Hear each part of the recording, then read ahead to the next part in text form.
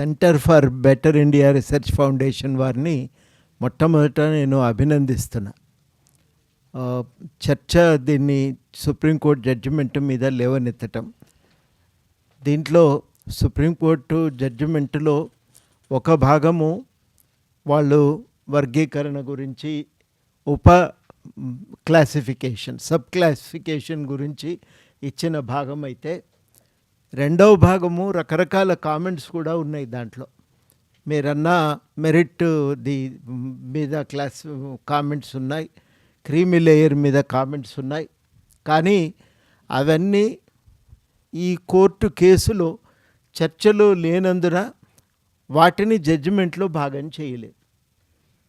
కాకపోతే ఇట్లాంటి అంశాల మీద చర్చ జరగవలసిన అవసరం ఏముందంటే, ఎప్పుడైనా భవిష్యత్తులో ఇవన్నీ మళ్ళీ ఏదో ఒక జడ్జిమెంట్లో మళ్ళీ ముందుకు వచ్చే ప్రమాదం ఉంటుంది కాబట్టి వాటన్నింటి మీద కూడా మనం ఒక దృష్టి పెట్టి వాటిపైన మనం జాగ్రత్తగా సమాధానాలు ఇవ్వవలసిన అవసరం ఉంది.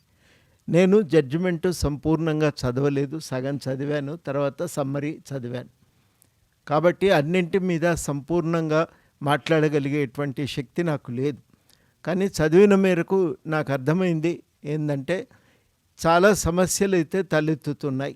ఇందులో ఒకటి క్రీమీ లేయర్ అనే సమస్య ఒకటి ఉన్నా, దానికంటే మించి వర్గీకరణ అనే అంశం కూడా ఇందులో ఒక భాగంగా ఉంది. మనం తప్పించుకుందామన్నా, అది పక్కన పెడదామన్నా పోయేది కాదది. అది వాస్తవం, అది ఇవాళ రియాలిటీ. అది ఈ అంశాలను పరిష్కరించుకునే ప్రయత్నం అయితే ఉమ్మడిగానే జరగాలని చెప్పి నేను భావిస్తున్నా. హైదరాబాద్ దళిత ఉద్యమానికి కూడా 100 ఏళ్ల పైబడి చరిత్ర ఉంది. అంత చరిత్ర ఉన్నటువంటి ఉద్యమం యొక్క అన్ని అనుభవాలను, ఇట్లాంటి చర్చలు 1940లో కూడా జరిగినాయి, 50లో, 40లో, 50లో కూడా జరిగినాయి. అప్పుడు వాటన్నింటిని కూడా పరిష్కరించుకొని ఒక సంఘటితమైన ఉద్యమ నిర్మాణం అయితే సాధ్యమైంది. అది సాధ్యమైనప్పుడు ఇవాళ కూడా సంఘటితమైన ఉద్యమ నిర్మాణానికి మళ్ళీ మనం అందరం ప్రయత్నం చేయవలసిందే అని నేను నమ్ముతున్నా. నేను చాలా వరకు ఉపన్యాసాలు లైవ్లో విన్నా. సూర్యాపేట అనివార్యమై వెళ్ళి వస్తున్నప్పుడు లైవ్లో దాదాపు పిఎల్వి గారి నుంచి హరగోపాల్ గారి దాకా చాలా ఉపన్యాసాలు, వినోద్ గారు మాట్లాడినవి అన్నీ కూడా విన్నాను నేను.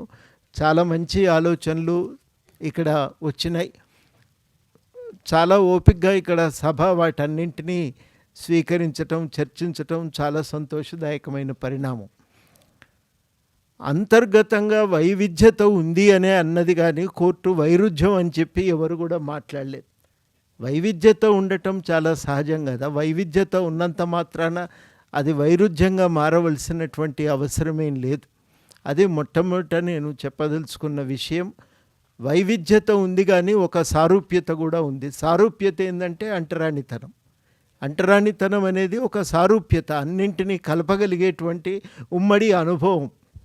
ఈ ఉమ్మడి అనుభవం నుంచి బయటపడటానికి చేయవలసిన ప్రయత్నం అయితే ఉమ్మడిగానే సాగవలసి ఉంటుంది. అందుకని నేను ఒక మాట చెప్పేది ఏంటంటే, ఈ అంశాన్ని మనం దృష్టిలో పెట్టుకొని ఇది ఇతరుల చేతుల్లోకి మనం అప్పజెప్పవలసిన అవసరం లేదు. మనమే ఒక పరిష్కారాన్ని చెప్పగలిగే స్థితిలో ఉండి ఆ ప్రయత్నం చేయవలసి ఉంటుందని చెప్పి నేను చాలా గట్టిగా నమ్ముతున్నా, భావిస్తున్నా. నేను చెప్పదలుచుకున్నా కూడా. నేను మళ్ళీ దాచిపెట్టి ప్రయోజనం లేదు. వర్గీకరణకు సమర్థిస్తూ నేను మాట్లాడినా, ఇవాళ నేను మాట్లాడలేదు అని తప్పించుకుంటే కూడా లాభం లేదు. నేను మాట్లాడినా, సమర్థిస్తున్నా, ఆలోచించే మాట్లాడినా దాని నుంచి నేను పక్కకు పోవటం లేదు. కానీ వాళ్ళు చాలా స్పష్టంగా ఆ రోజు కూడా నేను యూనివర్సిటీ మీటింగ్లో చెప్పిన, ఇవాళ కూడా నేను చెప్పేది ఏంటంటే, ఇప్పుడు ఈ వర్గీకరణకు దారితీసిన పరిస్థితులు ఏ ఎస్సీ కులము సృష్టించినవి కావు, ఎస్సీలు సృష్టించినవి కావు. ఇవి మన దగ్గర జరిగినటువంటి అసమాన అభివృద్ధి, మన ప్రభుత్వాలు అనుసరించినటువంటి నీతి, పంపకాలు సరిగ్గా జరగకపోవటం వల్ల తలెత్తిన సమస్యలు, వాటి నుంచి వచ్చినటువంటి సమస్యలే తప్ప మరొకటి కావు.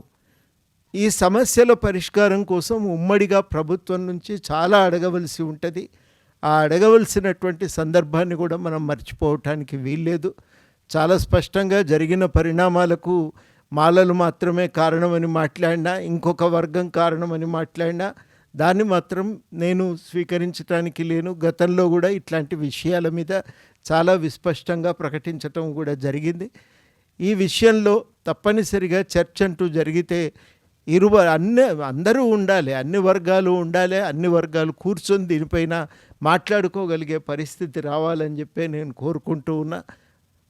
దీన్ని ముందుకు తీసుకువెళ్ళటానికి నేనైతే నా వంతుగా ప్రయత్నం చేస్తాను. మనం వర్గీకరణ అంగీకరించినంత మాత్రాన వచ్చే సమస్య ఏంది? ఏం లేదు. ఒకటేందంటే అనవసరంగా ప్రభుత్వాలకు పదే పదే ఇచ్చే అస్త్రం ఒకటైతే బలహీనపడిపోతుంది కదా. అట్లాంటప్పుడు అంగీకరిద్దాం. అంగీకరించిన తర్వాత జరగవలసిన చర్చ చాలా జరగవలసి ఉంటుంది. ఎట్లా జరుగుతుంది వర్గీకరణ? దానికి డాటా ఏముంది? ఏం ప్రతిపాదనలు తయారు చేయవలసి ఉంటుంది?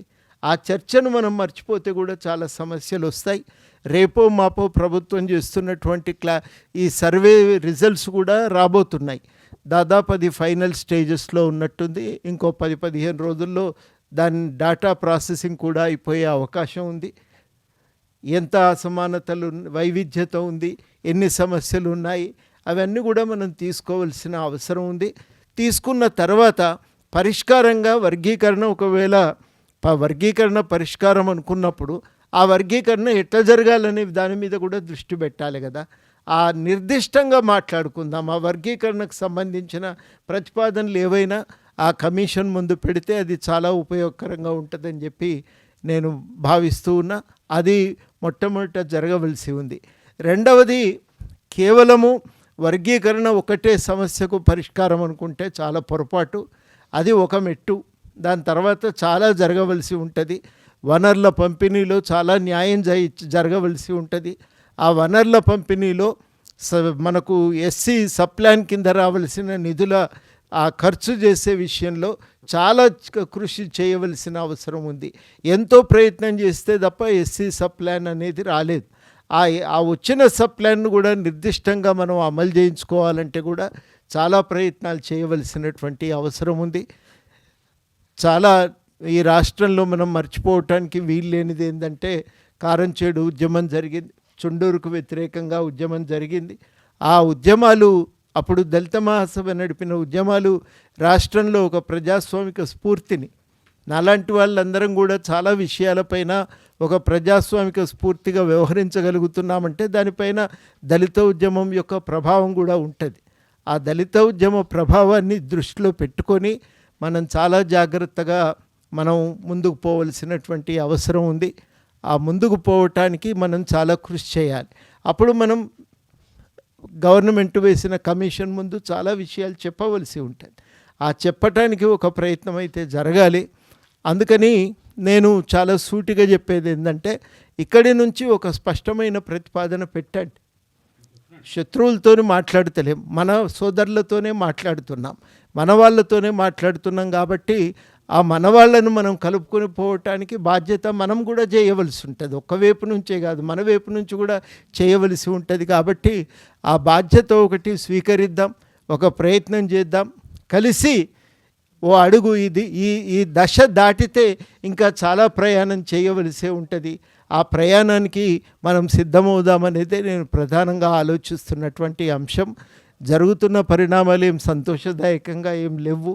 వీటిని దాటాలి. చాలా ఒక దుర్మార్గమైన విషయం ఏంటంటే, కేంద్రము చాలా నీట్గా తన బాధ్యతల నుంచి తప్పించుకునే ప్రయత్నం. ఇంతకుముందు ఐలయ్య గారు కూడా ప్రస్తావించినట్టున్నారు. దాన్ని మనం విస్మరించడానికైతే వీల్లేదు. చాలా రాష్ట్రాల్లో చేయవలసిన బాధ్యతను సుప్రీంకోర్టు ద్వారా తన చేతుల మీదకెళ్ళి దులుపుకొని కేంద్రం బయటపడేసింది. తాను కేంద్రంలో ఎట్లా అమలు చేస్తాననే విషయంపై ఇప్పటికీ ఒక స్పష్టతను ఇవ్వలేదు. రాష్ట్రాల్లో అమలు చేయటానికి తన అధీనంలో ఉన్న రాష్ట్రాలకైనా ఒక స్పష్టమైన పార్టీ తరఫు నుంచి కానీ కేంద్రం నుంచి కానీ ఒక మార్గనిర్దేశనం జరగలేదు. ఈ సమస్యలన్నీ కూడా కేంద్రం తప్పించుకోవటానికి చేస్తున్న విషయం మనందరం కూడా స్పష్టంగా గ్రహించవలసిందే. ఆ బాధ్యతను కూడా మనం గుర్తు చేయవలసినటువంటి అవసరం ఉంది. ఇవి మాత్రమే కాదు, అన్నిటికంటే మించి ఇవాళున్న ఈ రాజ్యాంగానికి కూడా ఒక గౌరవం లేదు. మనలాంటి వాళ్ళని రాజ్యాంగాన్ని పట్టుకొని దాన్ని ప్రచారం చేస్తూ తిరుగుతున్నాం. వాళ్ళకేమో రాజ్యాంగం మారితే బాగుండును అనేటువంటి కోరిక చాలా బలంగా ఉన్నది. ఇన్ని అంశాలు మనకు చాలా కీలకమైనవి మన ముందు ఉన్నాయి. అన్నిటికంటే మించి అంటరానితనం అనే దాన్ని నేను కేవలం సామాజిక అంశంగానే కాదు, ఒక ఆర్థిక కోణం నుంచి, రాజకీయ కోణం నుంచి కూడా చూస్తున్నాను. సమగ్రంగా దాన్ని నిర్మూలించేటువంటి ఒక పోరాటం ఇంకా మిగిలే ఉన్నది. ఈ పోరాటాలన్నింటినీ మనం కొనసాగించటం మన లక్ష్యం. ఇవి చిన్న చిన్న సమస్యలుగా మీరు చూసి వీటిని దాటి ప్రయాణాన్ని ముందుకు కొనసాగించే విషయం పైన మనం దృష్టి పెడదామని నేను మీ అందరికీ కూడా విజ్ఞప్తి చేస్తూ ఉన్నా. ఆ కోణం నుంచి ఆలోచిద్దాం, ఆ కోణం నుంచి ముందుకు పోదాం. మన దాంట్లోనే వాటా ఒకరి కొంత ఎవరిది వాళ్ళు విడిగా తీసుకుంటారనుకున్నప్పుడు వచ్చే ప్రమాదం అయితే ఏం లేదనే నేను అనుకుంటున్నా. ఏదన్నా ఉంటే ఆ జాగ్రత్త పాటించకపోతే ఒక ప్రమాదం ఎక్కడుందనంటే, లాస్ట్ టైం జరిగిన క్లాసిఫికేషన్ సరిగా జరగలేదు, హేతుబద్ధంగా జరగలేదు. ఈసారి అట్లా కాకుండా చాలా జాగ్రత్తగా హేతుబద్ధంగా వర్గీకరణ కోసం ప్రయత్నం చేయవలసిన అవసరం కూడా ఏర్పడుతుందని చెప్పి నేను భావిస్తూ ఉన్నా. దానికోసం కొంత ఆలోచన జరగాలి, చర్చ జరగాలి. దానికోసం అందరం కలిసి జడ్జిమెంట్లో అన్నీ మనం అనుకున్నంత ప్రజాస్వామిక దృష్టికోణం నుంచి రాసినవి ఏమీ లేవు. ఒక సమానత్వపు హక్కు, దాంట్లో వర్గీకరణ ఆవశ్యకతకు సంబంధించిన అంశాల మీద ఉన్న వివరణ చాలా హేతుబద్ధంగా ఉన్నప్పటికీ కూడా దాంట్లో చాలా పరిమితులు కూడా ఉన్నాయని నాకు చదివిన మేరకు నాకు అనిపించింది. అట్లాంటి వాటి మీద కూడా మనం దృష్టి పెట్టి వాటి మీద కూడా మనం భవిష్యత్తులో ఏం జాగ్రత్తలు తీసుకోవాలి, కోర్టుకు వెళ్ళవలసి వస్తే ఏం చేయగలం, ఇట్లాంటి విషయాల మీద, ఉదాహరణ క్రీమీ లేయర్, ఇట్లాంటి వాటి గురించి కూడా కొంత ఆలోచన చేయవలసి ఉంటుందని నేను భావిస్తూ, మరొకసారి జడ్జిమెంటు సంపూర్ణంగా చదివినాక కోర్టు జడ్జిమెంట్లో ప్రత్యేకంగా లేవనెత్తవలసిన, ఎదుర్కొనవలసిన అంశాల గురించి ఇంకొకసారి ఎప్పుడైనా నేను విపులంగా మాట్లాడతానని హామీ ఇస్తూ, నేను మాట్లాడినవి నచ్చినా నచ్చకపోయినా నేను భావించేది నా ఆలోచన దృష్టికోణానికి ప్రాతిపదిక ఒకటే, ఐక్యత చెదిరిపోకూడదు, అది చాలా అవసరం. ఆ ఐక్యతను కాపాడుకుంటూనే ఈ సమస్యలను అధిగమించగల శక్తి, ఒక దళిత మహాసభ నేతృత్వంలో దళిత ఉద్యమం నడిపి ఆంధ్రప్రదేశ్ రాజకీయాలను శాసించగలిగిన గతంలో వెంకట్రావు లాంటి పెద్దలందరూ కూడా తెలంగాణలో, హైదరాబాదులో ఉద్యమాలు జరిపి చాలా మార్పులు తీసుకొని రాగలిగారు. ఈ ఉద్యమానికి ఆ శక్తి ఉంది అని చెప్పి నేను భావిస్తూ ఉన్నా. ఆ శక్తిని ఉపయోగించాలి, ఒక మార్గనిర్దేశన చెయ్యాలి. సమస్యలు వచ్చినప్పుడు పరిష్కారం చూసుకొని మళ్ళీ సమూహంగా మనం ముందుకు పోవటానికి ప్రయత్నం చేయాలనేదే నాకున్న ప్రతిపాదన. దానికోసం అవసరమైతే ఈ వర్గీకరణను ఆమోదించి ఆ పైన ప్రయాణాన్ని నిర్దేశించుకుందామని నేను సూచన చేస్తాను. నా సూచన నేను చేస్తున్నా.